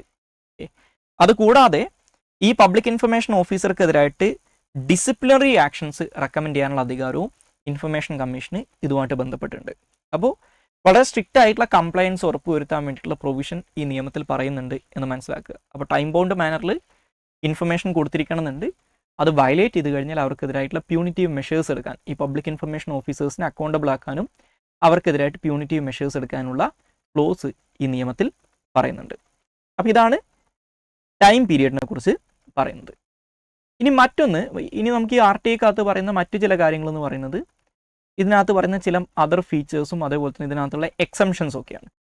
അപ്പോൾ ഇതിൻ്റെ മറ്റുള്ള ഫീച്ചേഴ്സ് എന്ന് പറഞ്ഞു കഴിഞ്ഞാൽ ഈ നിയമത്തിൻ്റെ ഒരു ബേസ് എന്ന് പറയുന്നത് തന്നെ പ്രൊആക്റ്റീവ് ആയിട്ടുള്ള ഡിസ്ക്ലോഷർ ആണ്. ഞാൻ നേരത്തെ പറഞ്ഞിട്ടുണ്ടായിരുന്നു, കഴിഞ്ഞ ക്ലാസ്സിൽ പറഞ്ഞിട്ടുണ്ടായിരുന്നു, ആളുകൾ ഇൻഫർമേഷൻ സീക്ക് ചെയ്താൽ അത് കൊടുക്കുക എന്നുള്ളത് മാത്രമല്ല, സ്വമേധയാ പബ്ലിക് അതോറിറ്റീസ് അവരുടെ ഇൻഫർമേഷൻസ് റിലീസ് ചെയ്യണം. ഓക്കെ, അപ്പോൾ അതിന് വേണ്ടിയിട്ട് ഈ പബ്ലിക് അതോറിറ്റീസിന് മുന്നിൽ ചില റെസ്പോൺസിബിലിറ്റീസ് ഈ നിയമം ഇമ്പോസ് ചെയ്യുന്നുണ്ട്. ഉദാഹരണം പറഞ്ഞു കഴിഞ്ഞാൽ ഒന്നാമതായിട്ട് പറയുന്നത്, maintain all records duly catalogued and indexed in a manner and form that facilitate the right to information and computerised within reasonable time. അതായത് ഇപ്പോൾ നമ്മളൊരു പെർട്ടിക്കുലർ ഇൻഫർമേഷൻ ചോദിച്ചു കഴിഞ്ഞാൽ, ഇപ്പോൾ നിങ്ങൾ പഴയ സിനിമയിലൊക്കെ കാണുന്നത് പോലെ കുറേ കെട്ടിക്കിടക്കുന്ന ഫയലൊക്കെ ഉള്ള ഒരു ഗവൺമെൻറ് ഓഫീസാണെങ്കിൽ ഇതിൽ നിന്ന് തപ്പിയെടുക്കാൻ പാടായിരിക്കും. അപ്പോൾ അത് അവോയ്ഡ് ചെയ്യാൻ വേണ്ടിയിട്ട് ഒരു പബ്ലിക് അതോറിറ്റിയുടെ കൺട്രോളിലുള്ള എല്ലാ ഇൻഫർമേഷൻസും വളരെ സ്ട്രിക്റ്റ് ആയിട്ട് കാറ്റലോഗ് ചെയ്യുകയും ഇൻഡെക്സ് ചെയ്യുകയും ചെയ്യണമെന്ന് പറയുന്നുണ്ട്. ഓക്കെ, അവർക്ക് കൃത്യമായിട്ട് അത് കളക്ട്, ഈ പറയുന്ന ആ ഇൻഫർമേഷൻ, പെർട്ടിക്കുലർ ഇൻഫർമേഷൻ റിട്രീവ് ചെയ്യാൻ വേണ്ടിയിട്ടാണ്. അതേപോലെ തന്നെ 2005 ഈ നിയമം വരുന്നത്. അപ്പോൾ അന്ന് ഈ പറയുന്ന ഗവൺമെൻറ് ഓഫീസസിനകത്തൊക്കെ കമ്പ്യൂട്ടറിൻ്റെയും ഇൻ്റർനെറ്റിൻ്റെയും യൂസേജ് വളരെ ലിമിറ്റഡ് ആണ്. അപ്പോൾ അന്നത്തെ കാലത്ത് ഇത് പറഞ്ഞിട്ടുണ്ടായിരുന്നു, ഒരു ടൈം ബൗണ്ട് മാനറിൽ ഇത് കമ്പ്യൂട്ടറൈസ് ചെയ്യണം, കാരണം അത് വളരെ ഈസിയാക്കി മാറ്റും ഈ പറയുന്ന കാര്യങ്ങളൊക്കെ. രണ്ടാമതായിട്ട് പറയുന്നത്, publish within 120 days within the enactment of the law to publish 16 types of information and update their publication every year. അതായത് ഈ നിയമത്തിനകത്ത് പറയുന്ന ഒരു 16 ടൈപ്പ് ഓഫ് ഇൻഫർമേഷൻസ് ഉണ്ട്. അത് ഈ നിയമം നിലവിൽ വന്ന് 120 ദിവസത്തിനകത്ത് സ്വമേധയാ ഇവർ പബ്ലിഷ് ചെയ്യണം. അത് എല്ലാ വർഷവും അപ്ഡേറ്റ് ചെയ്യുകയും ചെയ്യണം. Proactive disclosure. പിന്നെ provide as much information suo motu to the public through various means so that as much information is available to the public so as to reduce RTA request. അതായത് ഈ RTA റിക്വസ്റ്റുകൾ ഒഴിവാക്കാൻ വേണ്ടിയിട്ട് പരമാവധി informations സുവോ motto നേച്ചറിൽ സ്വമേധയാ പബ്ലിക്കിൻ്റെ മുന്നിലേക്ക് public authorities എത്തിക്കണം എന്നാണ് പറയുന്നത്. ഇപ്പോൾ ഇന്നത്തെ കാലത്തൊക്കെ ആണെങ്കിൽ അത് ഈസിയാണ്. സോഷ്യൽ മീഡിയ, എല്ലാ പബ്ലിക് അതോറിറ്റീസിനും സോഷ്യൽ മീഡിയ പേജസ് ഉണ്ട്, വെബ്സൈറ്റുകളുണ്ട്. അപ്പോൾ അതുവഴി അവർക്ക് പബ്ലിഷ് ചെയ്യാം. അപ്പോൾ അത് പറ്റുന്ന അത്രത്തോളം ഇൻഫർമേഷൻസ് സുവോ മോട്ടോ നേച്ചറിൽ ഡിസ്ക്ലോസ് ചെയ്യണം എന്നാണ് പറയുന്നത്. അപ്പോൾ അതിലൂടെ RTA ക്വറീസ് അല്ലെങ്കിൽ RTA റിക്വസ്റ്റുകൾ കുറക്കാൻ പറ്റും. പിന്നെ പറയുന്നതാണ്, ഈ നിയമം നിലവിൽ വന്ന് 100 ദിവസത്തിനകത്ത് എല്ലാ പബ്ലിക് അതോറിറ്റീസും അവരവരുടെ ഓഫീസുകളിൽ ഒരു പബ്ലിക് ഇൻഫർമേഷൻ ഓഫീസറെ ഡെസിഗ്നേറ്റ് ചെയ്യണം എന്ന് പറയുന്നുണ്ട്. ഈ പബ്ലിക് ഇൻഫർമേഷൻ ഓഫീസർ എന്ന് പറഞ്ഞാൽ നോർമലി ഒരു ഗവൺമെൻറ് ഓഫീസിലുള്ള ഏതെങ്കിലും ഒരു ഉദ്യോഗസ്ഥന് പബ്ലിക് ഇൻഫർമേഷൻ ഓഫീസറുടെ അഡീഷണൽ ചാർജ് കൊടുക്കുക ചെയ്യാം. ഓക്കെ, അപ്പോൾ ആ പെർട്ടിക്കുലർ ഓഫീസുമായിട്ട് ബന്ധപ്പെട്ടുള്ള RTA ക്വറീസ് ഒക്കെ ഡീൽ ചെയ്യുക അയാളാണ് അതിനുള്ള റെസ്പോൺസിബിൾ പേഴ്സൺ എന്ന് പറയുന്നത്. ഓക്കെ, പിന്നെ അതേപോലെ തന്നെ മിസ്ഡയറക്റ്റഡ് ആയിട്ടുള്ള റിക്വസ്റ്റുകൾ 5 ദിവസത്തിനകത്ത് കറക്റ്റ് അപ്രോപ്രിയേറ്റ് അതോറിറ്റിയിലേക്ക് ട്രാൻസ്ഫർ ചെയ്തിരിക്കണം. പിന്നെ അതേപോലെ തന്നെ ഈ പറയുന്ന ഇംപ്ലിമെൻറ്റേഷൻ മെക്കാനിസം ഓഫ് RTA ആയിട്ട് പറയുന്നത്, ഈ RTA ഇംപ്ലിമെൻറ്റ് ചെയ്യാൻ വേണ്ടിയിട്ട് നിയമത്തിൽ പറയുന്ന മെക്കാനിസം എന്ന് പറഞ്ഞു കഴിഞ്ഞാൽ, എല്ലാ ഓഫീസുകളിലും ഒരു പബ്ലിക് ഇൻഫർമേഷൻ ഓഫീസറും അസിസ്റ്റൻറ്റ് പബ്ലിക് ഇൻഫർമേഷൻ ഓഫീസറും ഉണ്ടാവും. അവരാണ് ആ ഓഫീസുമായിട്ട് ബന്ധപ്പെട്ട് വരുന്ന RTA ക്വറീസ് ഡീൽ ചെയ്യുന്നത്. ഇനി RTA നിയമത്തിൻ്റെ നടപ്പിലാക്കലുമായിട്ട് ബന്ധപ്പെട്ട് പരാതികളുണ്ടെങ്കിൽ, അത് സ്റ്റേറ്റ് ഗവൺമെൻറ്റുമായിട്ട് ബന്ധപ്പെട്ടിട്ടാണെങ്കിൽ സ്റ്റേറ്റ് ഇൻഫർമേഷൻ കമ്മീഷൻ്റെ മുന്നിലും, സെൻട്രൽ ഗവൺമെൻറ്റുമായിട്ട് ബന്ധപ്പെട്ടുള്ള പരാതികളാണെങ്കിൽ സെൻട്രൽ ഇൻഫർമേഷൻ കമ്മീഷൻ്റെ മുന്നിലും ആളുകൾക്ക് ഫയൽ ചെയ്യാം. ഇനി ഈ ഇൻഫർമേഷൻ കമ്മീഷൻ്റെ ഡിസിഷൻസ്, അത് സ്റ്റേറ്റ് ഇൻഫർമേഷൻ കമ്മീഷൻ്റെ ആണെങ്കിലും സെൻട്രൽ ഇൻഫർമേഷൻ കമ്മീഷൻ്റെ ആണെങ്കിലും ഡിസിഷൻസിന് അഗെയിൻസ്റ്റ് ആയിട്ട് കൺസേൺഡ് ഹൈക്കോർട്ടുകളിൽ അപ്പീൽ കൊടുക്കാം. ഹൈക്കോർട്ടിൻ്റെ വിധിക്കെതിരായിട്ട് കൺസേൺഡ് സുപ്രീം കോർട്ടിൽ അപ്പീൽ കൊടുക്കാം. ഓക്കെ, ഇതാണ് ഇതിൻ്റെ ഇംപ്ലിമെൻറ്റേഷൻ മെക്കാനിസമായിട്ട് പറയുന്നത്. പിന്നെ ഈ RTA ആക്ടിനകത്ത് പറയുന്ന മറ്റൊരു കാര്യം എക്സംഷൻസ് ആണ്. അതായത് ഈ right to information act applicable അല്ലാത്ത ചില ഇൻഫർമേഷൻസ് ഉണ്ട്. ഇപ്പം നമ്മൾ നേരത്തെ പറഞ്ഞ പബ്ലിക് അതോറിറ്റീസ് ഉണ്ടല്ലോ, ആ പബ്ലിക് അതോറിറ്റീസിൻ്റെ കൺട്രോളിലുള്ള ചില ഇൻഫർമേഷൻസിന് RTI ബാധകമല്ല. സോ RTIയുടെ പരിധിയിൽ പെടാത്ത ഇൻഫർമേഷൻസ് ഏതൊക്കെയാണ്? അതുപോലെ തന്നെ RTIയുടെ പരിധിയിൽപ്പെടാത്ത ചില അതോറിറ്റീസും ഉണ്ട്, അവരെക്കുറിച്ച് നമ്മൾ പിന്നീട് പറയും. ഇപ്പോൾ RTIയുടെ പരിധിയിൽപ്പെടാത്ത ഇൻഫർമേഷൻസ് എന്തൊക്കെയാണ് എന്ന് നോക്കിക്കഴിഞ്ഞാൽ RTI ആക്ടിൻ്റെ സെക്ഷൻ 8 ഈ എക്സംഷൻസിനെ കുറിച്ച് പറയുന്നത്. അപ്പോൾ ഈ എക്സംഷൻസ് ഒരുപാട് എണ്ണം ഉണ്ട്, നിങ്ങളിത് കാണാതെ പഠിക്കാനൊന്നും നിൽക്കണ്ട. Okay, just go through it. Okay, ഒരു ബേസിക് അണ്ടർസ്റ്റാൻഡിങ് ഉണ്ടാക്കിയെടുക്കുക. ഓക്കെ, ചില പോയിന്റ്സ് മാത്രം ഒന്ന് അറിഞ്ഞിരിക്കുക. അപ്പോൾ അതിൽ ഒന്നാമതായിട്ട് പറയുന്നത് ഇന്ത്യയുടെ സോവറിനിറ്റി, ഇൻറ്റഗ്രിറ്റി, അതേപോലെ തന്നെ സെക്യൂരിറ്റി, സ്ട്രാറ്റജിക് ആൻഡ് സയൻറ്റിഫിക് ഇൻട്രസ്റ്റുകൾ, എക്കണോമിക് ഇൻട്രസ്റ്റ്, ഓക്കെ, അതേപോലെ തന്നെ ഒരു വിദേശ രാജ്യവുമായിട്ട് ബന്ധപ്പെട്ട് നമ്മുടെ ഫോറിൻ റിലേഷൻസിനെ ബാധിക്കുന്ന തരത്തിലുള്ള ഇൻഫർമേഷൻസ്, ഏതെങ്കിലും ഇൻസൈറ്റ്മെൻറ്റ് ടു ആൻ ഒഫൻസിന് അല്ലെങ്കിൽ ഒരു കുറ്റകൃത്യത്തിന് പ്രേരണയായേക്കാവുന്ന ഇൻഫർമേഷൻസ്, ഇത്തരത്തിലുള്ള ഇൻഫർമേഷൻസ് RTIയുടെ പരിധിയിൽപ്പെടില്ല. അത് പബ്ലിക് അതോറിറ്റിയുടെ കൺട്രോളിലുള്ള ഇൻഫർമേഷൻ ആണെങ്കിലും ഈ കാരണങ്ങളുടെ പേരിൽ RTI റിക്വസ്റ്റുകൾ ഇവർക്ക് ഡിനൈ ചെയ്യാൻ പറ്റും. ഇപ്പോൾ നിങ്ങൾ നമ്മുടെ ഡിഫൻസ് മിനിസ്ട്രിയുമായിട്ട് ബന്ധപ്പെട്ട് ഒരു സെർട്ടൈൻ ഇൻഫർമേഷൻ സീക്ക് ചെയ്തുകൊണ്ട് ഒരു RTI ഫയൽ ചെയ്തെന്ന് വെച്ചോ. അപ്പോൾ ആ ഇൻഫർമേഷൻ പബ്ലിഷ് ചെയ്യുന്നത് ഇന്ത്യയുടെ സെക്യൂരിറ്റിക്ക് പ്രശ്നമാവുമെങ്കിൽ അവർ നിങ്ങൾക്കൊരു റിപ്ലൈ തരും, ഇന്ന കാരണം കൊണ്ട്, ഓക്കെ, സെക്ഷൻ 8 പറഞ്ഞിട്ടുള്ള ഇന്ന കാരണം കൊണ്ട് ഇൻഫർമേഷൻ തരാൻ പറ്റില്ല എന്ന് പറയും. ഇനി അതേപോലെ തന്നെയാണ് രണ്ടാമതായിട്ട് പറയുന്നതാണ്, ഇന്ത്യയിലെ ഏതെങ്കിലും ഒരു കോടതിയോ അല്ലെങ്കിൽ ഒരു ട്രിബ്യൂണലോ ഓക്കെ എക്സ്പ്ലിസിറ്റ് ആയിട്ട് പബ്ലിഷ് ചെയ്യരുത് എന്ന് പറഞ്ഞിട്ടുള്ള ഇൻഫർമേഷൻസ് ഉണ്ടാവും. അത് റൈറ്റ് ടു ഇൻഫർമേഷൻ ആക്ടിൻ്റെ പരിധിയിൽപ്പെടില്ല. ഇപ്പോൾ ഉദാഹരണത്തിന്, ഇപ്പോൾ നമ്മൾ സുപ്രീം കോടതിയിലൊക്കെ നിങ്ങൾക്ക് ചില കേസുകളിൽ കാണാൻ പറ്റും, സുപ്രീം കോർട്ട് ചില റിപ്പോർട്ടുകളും അതേപോലെ തന്നെ ചില അഫിഡവിറ്റുകളും ഒക്കെ സീൽഡ് കവറിൽ സുപ്രീം കോർട്ടിന് കൊടുക്കാൻ പറയും. ദാറ്റ് മീൻസ് അത് സുപ്രീം കോർട്ടിന് മാത്രമേ അത് കാണാൻ പറ്റുള്ളൂ, അത് ഒരാളും പബ്ലിഷ് ചെയ്യാൻ പാടില്ല. അത് സുപ്രീം കോർട്ടിൻ്റെ വിധിയിലും അതിനകത്തുള്ള ഇൻഫർമേഷൻ ഉണ്ടാവില്ല. അപ്പോൾ അത്തരത്തിലുള്ള കാര്യങ്ങൾ എന്ത് ചെയ്യാൻ പാടില്ല, RTIയുടെ പരിധിയിൽപ്പെടില്ല. ഇപ്പോൾ റീസെൻ്റ് ആയിട്ടൊരു എക്സാമ്പിൾ പറഞ്ഞു കഴിഞ്ഞാൽ, ഇപ്പോൾ നമ്മൾ ഗുജറാത്തിലുള്ള ഒരു പ്രൈവറ്റ് അനിമൽ റെസ്ക്യൂ സെൻ്റർ എന്നോ സൂ എന്നൊക്കെ നമുക്ക് വിളിക്കാൻ പറ്റുന്നൊരു സംഭവമുണ്ട്. ഇപ്പോൾ ഈ മുകേഷ് അംബാനിയുമായിട്ട് ബന്ധപ്പെട്ടിരുന്ന ഒരു വൻതാര എന്ന് പറയുന്നൊരു സ്ഥാപനമുണ്ട്, നിങ്ങൾ കേട്ടിട്ടുണ്ടാവും. അപ്പോൾ ഈ വൻതാരയിലേക്ക് കൊണ്ടുവരുന്ന അനിമൽസ്, അതിനകത്ത് കുറേ എക്സോട്ടിക് ആയിട്ടുള്ള അനിമൽസ് ഉണ്ട്, റെസ്ക്യൂഡ് അനിമൽസ് ആണെന്നാണ് അവർ ക്ലെയിം ചെയ്യുന്നത്. അപ്പോൾ അതിൽ കുറേ അനിമൽസ് ആക്ച്വലി ഇന്ത്യയിലെ ഇൻഡിജീനിയസ് ആയിട്ടുള്ള അല്ലെങ്കിൽ ഇന്ത്യയിലെ നേറ്റീവ് ആയിട്ടുള്ള സ്പീഷീസുകളല്ല. ഓക്കെ, ഇവിടുത്തെ എൻഡമിക് സ്പീഷീസുകളല്ല, ചിലത് ക്രിട്ടിക്കലി എൻഡേഞ്ചേർഡ് ഒക്കെയാണ്, പക്ഷേ ലോകത്തിൻ്റെ പല രാജ്യങ്ങളിൽ നിന്ന് വന്നിട്ടുള്ളതാണ്. അപ്പോൾ നിങ്ങൾ എൻവയോൺമെൻറ്റിനകത്തൊക്കെ മേ ബി സൈറ്റ്സ് എന്ന് പറയുന്നൊരു എഗ്രിമെൻറ്റിനെ കുറിച്ച് പഠിച്ചിട്ടുണ്ടാവും. അപ്പോൾ ഇത്തരത്തിലുള്ള, അതായത് ഈ എൻഡേഞ്ചേർഡ് ആയിട്ടുള്ള സ്പീഷീസുകളുടെ ഫ്ലോറസിൻ്റെയും ഫോണാസിൻ്റെയും ഒക്കെ ഇൻ്റർനാഷണൽ ട്രാൻസ്ഫറിനെ റെഗുലേറ്റ് ചെയ്യുന്നതാണ് ഈ സൈറ്റ്സ്. അപ്പോൾ ഈ സൈറ്റ്സ് അതേപോലെ തന്നെ ഇന്ത്യയിലുള്ള വൈൽഡ് ലൈഫ് പ്രൊട്ടക്ഷൻ ആക്ട് പോലുള്ള നിയമങ്ങളുടെയൊക്കെ വയലേഷൻ ഈ വൻതാരയിൽ നടക്കുന്നുണ്ടെന്ന് പറഞ്ഞിട്ട് ഒരു സീരീസ് ഓഫ് പരാതികൾ സുപ്രീം കോടതിയിൽ വന്നിട്ടുണ്ട്. അപ്പോൾ സുപ്രീം കോടതി അത് അന്വേഷിക്കാൻ വേണ്ടിയിട്ട് ഒരു കമ്മീഷനെ, ഒരു സെർട്ടൻ ബോർഡിനെ അപ്പോയിൻറ്റ് ചെയ്തിട്ടുണ്ടായിരുന്നു. അപ്പോൾ അവർ ഇത് അന്വേഷിച്ചിട്ട് അതിൻ്റെ റിപ്പോർട്ട് സുപ്രീം കോടതിക്ക് കൊടുക്കുന്നുണ്ട്. സുപ്രീം കോടതി ആ റിപ്പോർട്ട് പബ്ലിഷ് ചെയ്യരുത് എന്ന് എക്സ്പ്ലിസിറ്റ്ലി ആ വിധിക്കകത്ത് പറയുന്നുണ്ട്. അതായത് ആ റിപ്പോർട്ട് നമുക്ക് കാണാൻ പറ്റില്ല എന്നർത്ഥം. അപ്പോൾ അത് നമുക്ക് RTI വെച്ച് ചോദിച്ചിട്ടും കാര്യമില്ല, അത് കിട്ടില്ല. ഇതാണ് പറയുന്നത്, ഒരു കോർട്ട് എക്സ്പ്ലിസിറ്റ് ആയിട്ട് പബ്ലിഷ് ചെയ്യരുത് എന്ന് പറഞ്ഞിട്ടുള്ള ഡാറ്റ അല്ലെങ്കിൽ ഏതെങ്കിലും തരത്തിലുള്ള ഇൻഫർമേഷൻ, അത് RTIയുടെ പരിധിപ്പെടില്ല. അതൊരു പബ്ലിക് അതോറിറ്റിയുടെ കസ്റ്റഡിയിലുള്ള ഡാറ്റയാണ്, ഇൻഫർമേഷൻ ആണെങ്കിൽ പോലും. അതേപോലെ തന്നെ പബ്ലിഷ് ചെയ്ത് കഴിഞ്ഞാൽ കണ്ടംപ്റ്റ് ഓഫ് കോർട്ടായിട്ട് മാറിയേക്കാവുന്ന ഇൻഫർമേഷൻ ഉണ്ടാവും. അതായത് ഒരു സെർട്ടൈൻ ഇൻഫർമേഷൻ പബ്ലിഷ് ചെയ്ത് കഴിഞ്ഞാൽ അത് കോടതി ലക്ഷ്യമായിട്ട് മാറിയേക്കാവുന്ന ഇൻഫർമേഷൻസ് ഉണ്ട്. അപ്പോൾ അതും RTIയുടെ പരിധിപ്പെടില്ല. പിന്നെ മൂന്നാമതായിട്ട് പറയുന്നത്, ഏതെങ്കിലും ഒരു സെർട്ടൈൻ ഇൻഫർമേഷൻ്റെ പബ്ലിഷിങ് പാർലമെൻറ്റിൻ്റെയോ സ്റ്റേറ്റ് ലെജിസ്ലേച്ചറിൻ്റെയോ ബ്രീച്ച് ഓഫ് പ്രിവിലേജോ അല്ലെങ്കിൽ കണ്ടംപ്റ്റ് ഓഫ് ദി ഹൗസോ ആയിട്ട് മാറാൻ സാധ്യതയുണ്ടെങ്കിൽ അതും RTIയുടെ പരിധിപ്പെടില്ല.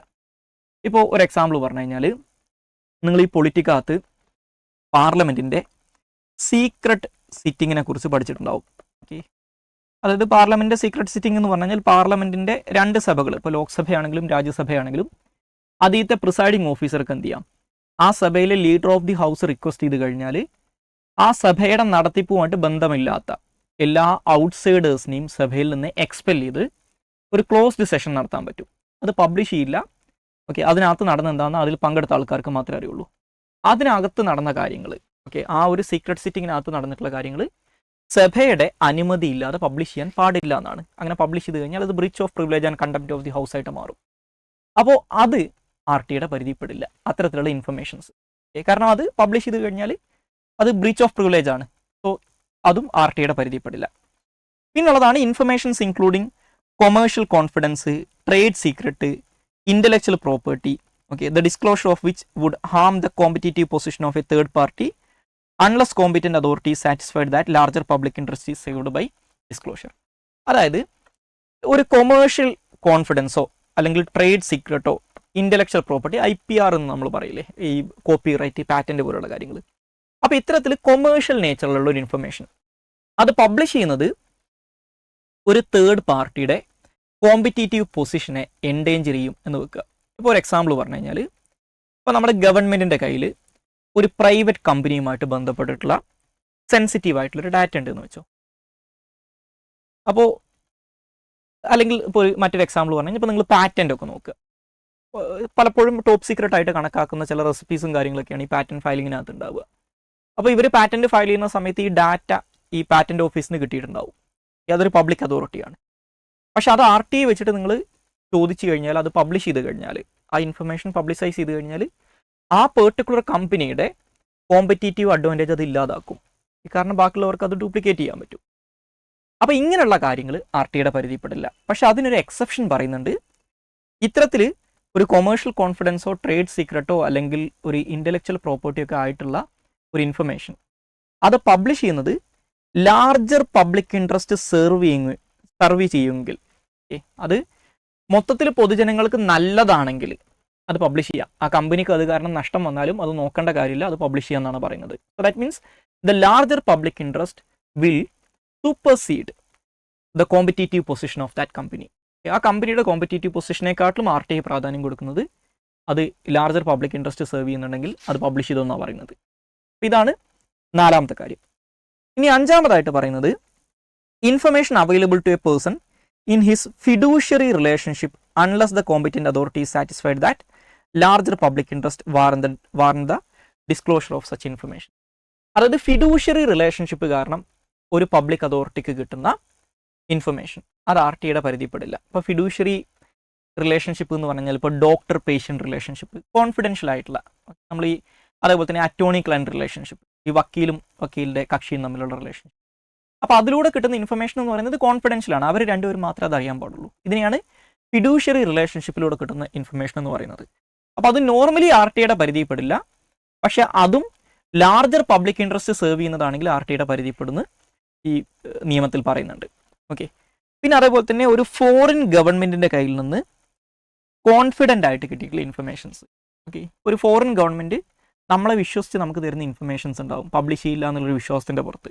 ഓക്കെ, അത്തരത്തിലുള്ള ഇൻഫർമേഷൻസും RTയുടെ പരിധിയിൽ പെടില്ല. പിന്നെ പറയുന്നത് ഒരു പെർട്ടിക്കുലർ ഇൻഫർമേഷൻ പബ്ലിഷ് ചെയ്യുന്നത് ഏതെങ്കിലും ഒരു പേഴ്സൻ്റെ ഫിസിക്കൽ സേഫ്റ്റിനെ എൻഡേഞ്ചർ ചെയ്യും എന്ന് വെച്ചോ, അല്ലെങ്കിൽ ഏതെങ്കിലും സെക്യൂരിറ്റി പർപ്പസിൻ്റെയോ അല്ലെങ്കിൽ ഏതെങ്കിലും ലോ എൻഫോഴ്സ്മെൻറ്റിനെയോ അത് നെഗറ്റീവായിട്ട് അഫക്റ്റ് ചെയ്യുന്ന വെക്കുക. അങ്ങനെയുള്ള ഇൻഫർമേഷൻസ് RTയുടെ പരിധിപ്പെടില്ല. അതേപോലെ തന്നെ ഏതെങ്കിലും ഇൻവെസ്റ്റിഗേഷനെയോ അപ്രഹെൻഷനെയോ പ്രോസിക്യൂഷനോ ഓഫ് ഒഫൻഡേഴ്സിനെയോ അഫക്റ്റ് ചെയ്യുന്ന തരത്തിലുള്ള ഇൻഫർമേഷൻസ് RTയുടെ പരിധിപ്പെടില്ല. Cabinet papers, okay, cabinet papers എന്ന് പറഞ്ഞു കഴിഞ്ഞാൽ ഇപ്പോൾ കൗൺസിൽ ഓഫ് മിനിസ്റ്റേഴ്സിൻ്റെ ഇടയിലുള്ള ഡെലിബറേഷൻസ്, ഓക്കെ, സെക്രട്ടറീസുമായിട്ട് ബന്ധപ്പെട്ട് നടക്കുന്ന ഡെലിബറേഷൻസ്, ഓക്കെ, ഇതൊന്നും തന്നെ RTയുടെ പരിധിപ്പെടില്ല. ഇപ്പോൾ മന്ത്രിസഭക്കകത്ത് നടന്നിട്ടുള്ള ചർച്ചകൾ RTയുടെ പരിധിപ്പെടില്ല. അതൊക്കെ കോൺഫിഡൻഷ്യൽ ആയിട്ടുള്ള ഇൻഫർമേഷൻ ആയിട്ടാണ് കണക്കാക്കുന്നത്. ഓക്കെ, പക്ഷേ ഇതിൻ്റെയൊക്കെ കേസിലും പറയുന്നുണ്ട്. ഓക്കെ, അപ്പോൾ ഇതിൻ്റെയൊക്കെ അടിസ്ഥാനത്തിൽ ഈ ക്യാബിനറ്റ് പേപ്പേഴ്സ് നോർമലി RTയുടെ പരിധിപ്പെടില്ലെങ്കിലും the material on the base of which decisions were made shall be made public after the decision has been taken and matter is complete or it's over.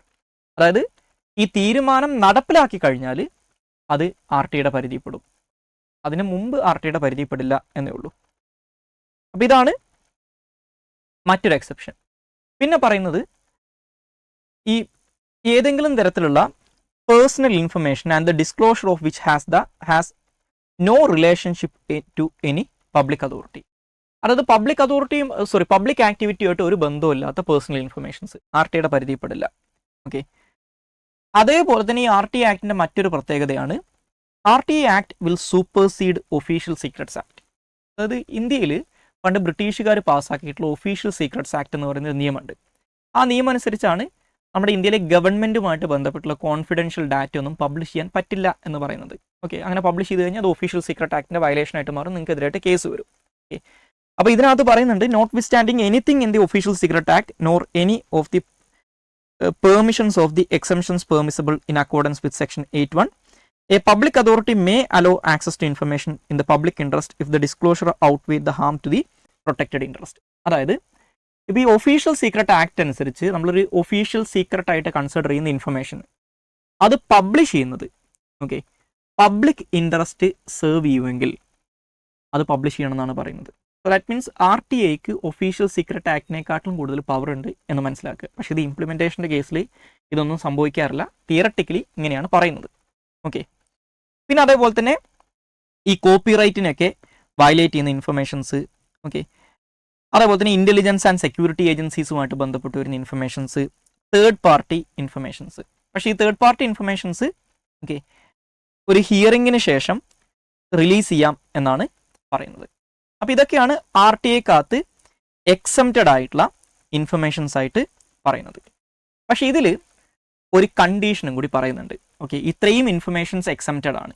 അത് ഒരുപാട് informations ഉണ്ടല്ലോ. ഇപ്പോൾ നമ്മൾ കുറേ കാര്യങ്ങൾ പറഞ്ഞു. ഓക്കെ, അതായത് രാജ്യത്തിൻ്റെ സോവറിനിറ്റി, അതേപോലെ തന്നെ integrity, security, strategic and scientific secrets, okay, അതേപോലെ തന്നെ കോടതി പബ്ലിഷ് ചെയ്യരുതെന്ന് പറഞ്ഞിട്ടുള്ളത്, ബ്രീച്ച് ഓഫ് പ്രിവിലേജ് ആയിട്ട് കണക്കാക്കുന്നത്, കൊമേഴ്ഷ്യൽ സീക്രട്ടുകൾ, അതേപോലെ തന്നെ ഫിഡ്യൂഷ്യറി റിലേഷൻഷിപ്പിൻ്റെ അടിസ്ഥാനത്തിലുള്ള ഇൻഫർമേഷൻസ്, ഒരു ഫോറിൻ സ്റ്റേറ്റ് കോൺഫിഡൻ്റ് ആയിട്ട് ഷെയർ ചെയ്തിട്ടുള്ള ഇൻഫർമേഷൻസ്, ഫിസിക്കൽ സേഫ്റ്റിനെ എൻഡേഞ്ചർ ചെയ്യുന്നത്.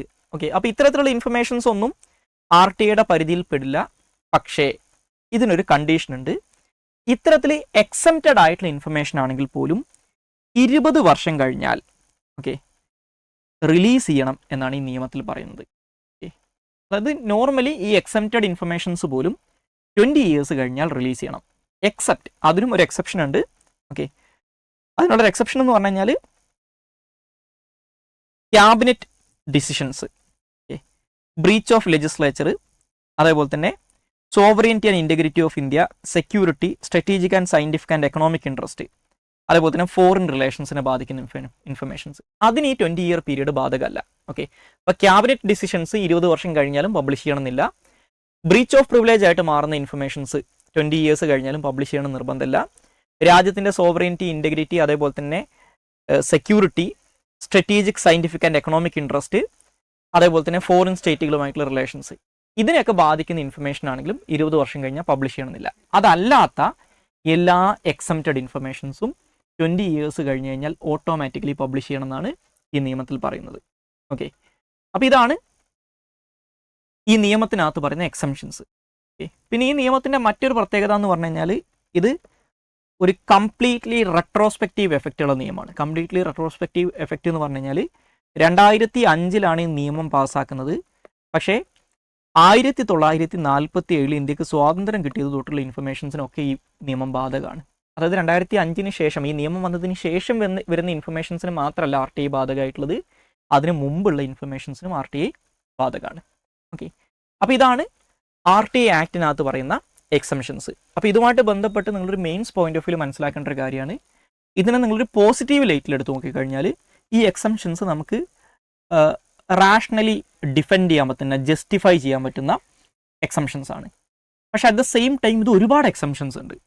അതുകൊണ്ട് തന്നെ ഇത് RTIനെ ലിമിറ്റ് ചെയ്യുന്നുണ്ടെന്നും പറയാം. Okay, these are too much exemptions എന്ന് പറയാം. ഓക്കെ, അപ്പോൾ ഈ എക്സംഷൻസിനകത്ത് പല എക്സംഷൻസും ഒഴിവാക്കണമെന്ന് അഡ്മിനിസ്ട്രേറ്റീവ് റിഫോംസ് കമ്മീഷൻ ഇടക്കാലത്ത് റെക്കമെൻഡ് ചെയ്തിട്ടുണ്ടായിരുന്നു. ഓക്കെ, അപ്പോൾ ഇതാണ് ഒരു എക്സംഷൻ. പിന്നുള്ളത് ഞാൻ നേരത്തെ പറഞ്ഞതുപോലെ ഇതാണ് എക്സംപ്റ്റഡ് ആയിട്ടുള്ള ഇൻഫർമേഷൻസ്. അതേപോലെ തന്നെ ഈ നിയമത്തിൽ എന്ത് ചെയ്യുന്നുണ്ട്, ചില എക്സംപ്റ്റഡ് ആയിട്ടുള്ള ഏജൻസീസിനെ കുറിച്ച് പറയുന്നുണ്ട്. ഇപ്പം നമ്മൾ പറഞ്ഞത് ആ കാറ്റഗറി പെടുന്ന ഇൻഫർമേഷൻസ് RTIയുടെ പരിധിപ്പെടില്ല എന്നാണ്. പക്ഷെ അത് കൂടാതെ ചില പബ്ലിക് അതോറിറ്റീസ് RTIയിൽ നിന്ന് എക്സംപ്റ്റഡ് ആണ്. ദാറ്റ് മീൻസ് ആ പബ്ലിക് അതോറിറ്റിയുമായിട്ട് ബന്ധപ്പെട്ടുള്ള ഒരു വിവരവും RTIയുടെ പരിധിപ്പെടില്ല. ഓക്കെ, certain ഇൻഫർമേഷൻസ് അല്ല, the entire authority is exempted from RTI. അപ്പോൾ ഈ പറയുന്ന RTIയിൽ നിന്ന് എക്സംപ്റ്റഡ് ആയിട്ടുള്ള ഓർഗനൈസേഷൻസിനെ കുറിച്ച് ഈ നിയമത്തിൻ്റെ സെക്കൻഡ് ഷെഡ്യൂളിൽ പറയുന്നുണ്ട്. അപ്പോൾ ഈ സെക്കൻഡ് ഷെഡ്യൂളിൻ്റെ ഒരു പ്രത്യേകത എന്താണെന്ന് വെച്ച് കഴിഞ്ഞാൽ RTIയിൽ നിന്ന് എക്സംപ്റ്റഡ് ആയിട്ടുള്ള ഓർഗനൈസേഷൻസിനെ ഓക്കെ ഈ സെക്കൻഡ് ഷെഡ്യൂളിലേക്ക് ആഡ് ചെയ്യണമെങ്കിൽ ഈ നിയമത്തിനെ അമെൻഡ് ചെയ്യേണ്ട, പകരം ജസ്റ്റ് ഒരു ഗവൺമെൻറ് ഓർഡർ മതി. അതുകൊണ്ട് തന്നെ നിങ്ങൾക്ക് ഈ സെക്കൻഡ് ഷെഡ്യൂളിൽ കാണാൻ പറ്റുന്ന ഒരു ട്രെൻഡ് എന്താണെന്ന് വെച്ച് കഴിഞ്ഞാൽ ഈ RTI ആക്ട് നിലവിൽ വരുന്ന സമയത്ത് വളരെ ചുരുക്കം ചില ഓർഗനൈസേഷൻസ് മാത്രമേ ഈ സെക്കൻഡ് ഷെഡ്യൂൾ ഉണ്ടായിരുന്നുള്ളൂ.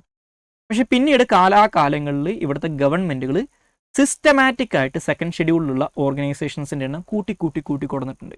ഇന്ന് 27ഓളം ഓർഗനൈസേഷൻസ് ഈ സെക്കൻഡ് ഷെഡ്യൂളിൽ പറയുന്നുണ്ട്.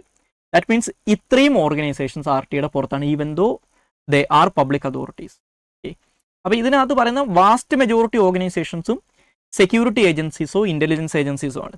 ഓക്കെ, അതായത് നമ്മുടെ സുരക്ഷാ സേനകളോ അല്ലെങ്കിൽ ഏതെങ്കിലും തരത്തിലുള്ള രഹസ്യാന്വേഷണ സംഘടനകളോ ഇൻവെസ്റ്റിഗേറ്റീവ് ഏജൻസീസോ ഒക്കെയാണ്.